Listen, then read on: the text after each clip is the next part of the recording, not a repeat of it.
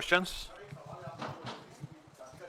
जातिगत जनगणना जब हो जाएगी तो उसके बाद जो आप आरक्षण की सीमा 50% ज्यादा करने की मांग कर रहे हैं, तो उसमें एससी, एसटी और ओबीसी में जो तमाम जातियां हैं, क्या उनको सब कैटेगरी के लिहाज से आरक्षण उनके लिए भी रखा जाए, उस तरीके से किया जाए, या सिर्फ जैसे अभी है कि ओबीसी को इतना आरक्षण उसमें सारे आ गए, या बाद में कि ओबीसी में यादवों को इतना, इनको इतना, इनको इतना, यानी सब कैटेगरी की जाए एससी, एसटी, ओबीसी के आरक्षण में? क्या आप लोग इसके पक्षधर हैं?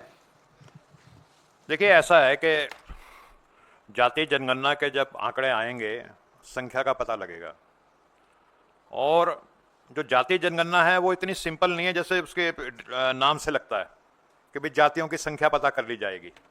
जो तेलंगाना में जातीय जनगणना हुई है वो मैं समझता हूं कि विश्व में एक नया ही काम हुआ है, ऐसा काम पूरे विश्व में नहीं हुआ है। 3.5 करोड़ लोगों के 54 क्वेश्चन आए, क्वेश्चंस के हिसाब से मल्टी डायमेंशनल उनकी क्या पोजीशन है, वो इकोनॉमिक पोजीशन क्या है, एजुकेशनल पोजीशन क्या है, पॉलिटिकल पोजीशन क्या है, सोशल क्या है, उनकी भागीदारी जो कॉन्स्टिट्यूशनल इंस्टीट्यूट्स होते हैं उनमें क्या है, मीडिया में क्या है, ब्यूरोक्रेसी में क्या है, जुडिशरी में क्या है, हायर जुडिशरी में क्या है, वो सब चीज़ें पता लगाने की कोशिश की गई है। अब इस पैनल में कम से कम 2 डॉक्टर बैठे हैं, डॉक्टर विक्रांत भूरिया और मैं। He is a surgeon, I am a physician. तो अगर एक डॉक्टर के पास 4 रोगी आते हैं और वो कहते हैं जी हमें कमजोरी है, तो उसका इलाज ये नहीं है कि सबको च्यवनप्राश दे दिया जाए। केमिस्ट तो यही दे देगा सबको च्यवनप्राश। लेकिन अगर एक कोई रियल डॉक्टर होगा जो एमबीबीएस होगा, साइंटिफिक प्रैक्टिस करता होगा, वो इन्वेस्टिगेट करेगा, वो पता लगाएगा कि इस कमजोरी का कारण क्या है। तो हो सकता है कि किसी का ब्लड टेस्ट पे पता लगे कि उसको एनीमिया है, आयरन डेफिशिएंसी है, दूसरे को प्रोटीन डेफिशिएंसी हो सकती है, तीसरे को कैल्शियम डेफिशिएंसी हो सकती है। तो सबको अलग अलग, किसी को कैल्शियम सप्लीमेंट दिया जाएगा तो किसी को आयरन सप्लीमेंट दिया जाएगा। तो ये जो तेलंगाना में काम हो रहा है, और मैं बताता हूं आपको, पूरा विश्व हैरान हो जाएगा। 1 महीने बाद एक बहुत बड़ी एक्सपर्ट कमेटी उस पर काम कर रही है, हेडेड बाय चीफ, एक सुप्रीम कोर्ट के जस्टिस, वो उसको हेड कर रहे हैं। और हमारे जो डिपार्टमेंट प्रवीण चक्रवर्ती जी जो हैं, वो उसको, उस कमेटी के कन्वीनर हैं। तो एक बहुत बड़ी क्रांति होने जा रही है जिसकी सारी डिटेल्स 1 आध महीने में आपके सामने आएंगी।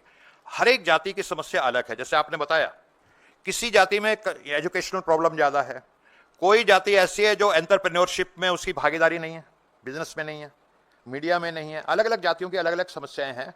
और जितना स्पेसिफिक प्रैक्टिकली पॉसिबल है, अब क्योंकि 5000 से ज्यादा जाति हैं इस देश में, तो ऐसा तो हो नहीं सकता कि 5000 कैटेगरीज बन जाए, लेकिन what ever is practical possible. और तेलंगाना में अभी आपने देखा कि शेड्यूल कास्ट का जो आरक्षण है, तो वहां जो कांग्रेस सरकार है उसको उन्होंने 3 भागों में कैटेगराइज कर दिया। तो दैट इज प्रैक्टिकल पॉसिबल, लेकिन वो आंकड़ों के ऊपर बेस्ड होगा कि किसकी कितनी संख्या है और कितनी भागीदारी है, उसके ऊपर देखते हुए तो ये काम होगा। और जितना ज्यादा साइंटिफिक हो सकता है उतना ज्यादा साइंटिफिक इसको किया जाएगा। एक बात मैं और कहना चाहूंगा कि वो कहते हैं ना कि हजारों साल नरगिस अपनी बेनूरी पे रोती है, बड़ी मुश्किल से होता है चमन में दीदावर पैदा। तो इस देश के जो पिछड़े थे, दलित थे, आदिवासी थे, गरीब थे, वो बहुत लंबे अरसे से इंतजार कर रहे थे कि कोई एक ऐसा नेता आए जो बेधड़क बहादुरी से उनके हक और हकूक के लिए, संवैधानिक के लिए लड़े। लेकिन जो इस दुनिया में मनुवादी ताकतें हैं, वो कहते हैं कि जब कोई इस बराबरी की, समता की बात करता है, इक्वलिटी की बात करता है, तो पूरे ब्रह्मांड की जो मनुवादी ताकतें हैं वो साजिश रचना शुरू कर देती हैं उसके खिलाफ। और हमारे बहुत सारे ऐसे नेता हुए जो सामाजिक न्याय की बात बड़े जोर शोर से करा करते थे, लेकिन आज आप देखते हैं कि वो चुप बैठ गए हैं घरों में, 20-20 फुट की दीवारें करा रही हैं चारों ओर, बोलते नहीं है। लेकिन राहुल गांधी, उनके ऊपर चाहे ईडी का मुकदमा लगा दो, चाहे उनकी संसद सदस्यता छीन लो, घर से निकाल करके उनको सड़क पर कर दो, गालियां दो, धमकी दो, और अनुराग ठाकुर ने जिस तरह के भद्दे अपशब्द इस्तेमाल किए, वो विचलित नहीं होते।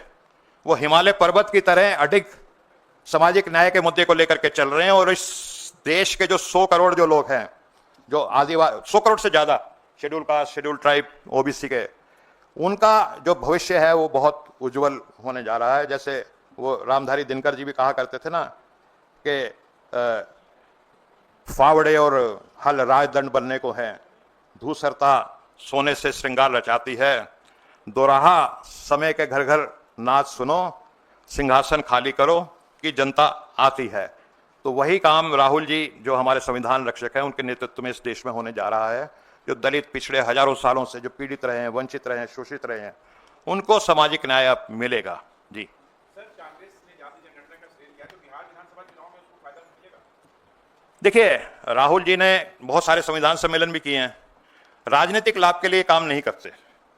कई बारी और बहुत सारे जो पत्रकार भी राहुल जी को ये समझाते थे कि जी आप ये क्या मुद्दा उठाते हैं, इससे आपको नुकसान हो जाएगा।